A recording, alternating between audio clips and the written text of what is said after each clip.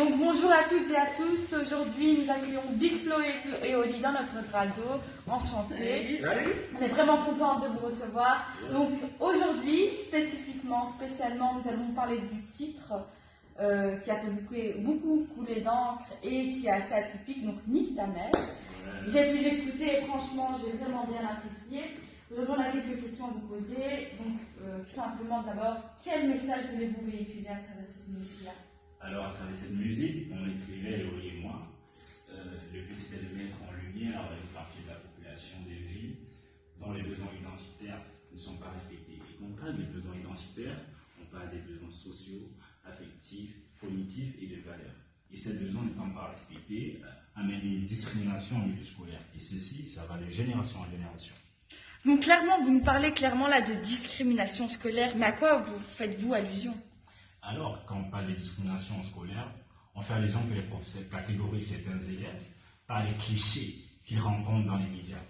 Donc, c'est un truc qu'ils voient dans les journaux, l'aide à faire des trucs. Par exemple, les enseignants, si des enseignants voient des choses dans les journaux sur certains élèves, alors ça l'aide à faire certains trucs. Oui, c'est par exemple, quand on parle de ça, c'est une personne d'un certain milieu qui va commencer à fumer, etc., qui est vue par le professeur.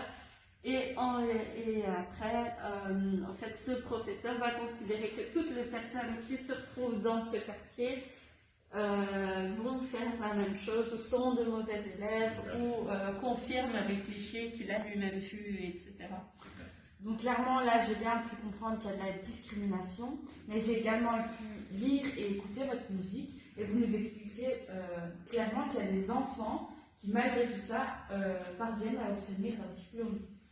Oui, en effet, mais c'est très rare que ça soit lié à un besoin de savoir, à une envie d'aller plus loin vers l'université, etc. C'est souvent juste, je veux avoir mon bac pour avoir un meilleur boulot. Et puis une fois que j'ai mon bac, franchement c'est fini, je mets tout ça derrière moi et j'y touche plus. Donc de ce que je comprends là clairement, il y a un désinvestissement des élèves au niveau du cursus scolaire. Oui, c'est un désinvestissement qui est lié au fait que le milieu scolaire ne respecte pas beaucoup le milieu familial de l'élève. Je veux dire par là que le milieu scolaire, c'est un milieu qui considère que la seule chose qu'il doit faire, c'est instruire l'élève, c'est-à-dire lui transmettre des savoirs. Et certains savoirs de base qui sont donnés, qui sont censés être connus par l'élève au moment où il arrive au milieu scolaire, sont censés, pour le milieu scolaire, être donnés par le milieu familial. Mais il ne prend pas en compte le fait que dans ces cas-là, beaucoup des parents de ces élèves se retrouvent tout simplement à manquer de savoir au niveau des bases qui sont nécessaires pour ne pas avoir de problème à l'école.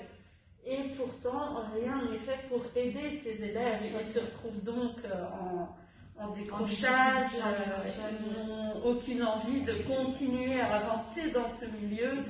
Et c'est sacrément dommage. Bon, écoutez, un grand merci de nous avoir répondu. Et restez bien en ligne, internaute. Je mets tout de suite la musique de Big Flo et Oli. Je les vois dealer devant les